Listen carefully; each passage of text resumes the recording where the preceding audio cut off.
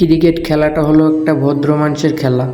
আর এই খেলাটা যদি আমরা অভদ্র মতো অমানুষের মতো খেলা করি তাহলে বিষয়টা কেমন দেখা যায়। আসলে আজকে মাঠে যা করলো মিরাজ এবং লিটন দাস, তাদের কথা না বললেই নয়। অমানুষের মতো একটা ব্যবহার করলো। তোমরা কি ভুলে গেছো নিউজিল্যান্ডের সাথে সেই ম্যাচের কথা? ঠিক এভাবেই তো আউট করছিল হাসান মাহমুদ, কিন্তু হাসান মাহমুদ তো আউটটা নেই।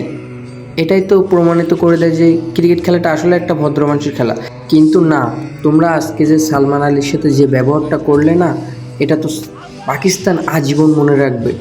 লিটন দাস যে ব্যবহারটা করলো, লিটন দাসের সাথে কি সালমান আলীর ভালো সম্পর্ক ছিল না? এখানেই তো স্পষ্ট বোঝা যাচ্ছে যে সালমান আলী বলটা মিরাজের হাতে তুলে দিতে যাচ্ছিল, বাট এইখানেই মিরাজ পলিটিক করে সেটা উইকেটে লাগাই দেয়। এটা কি মিরাজ ঠিক করলো? সালমান আলী কান্না ভেজা গলায় সংবাদ মাধ্যমের সামনে এসে বলল যে যদি আমি মিরাজের জায়গায় থাকতাম তাহলে আমি কি করতাম, আমি মিরাজের ভিন্নটাই করতাম।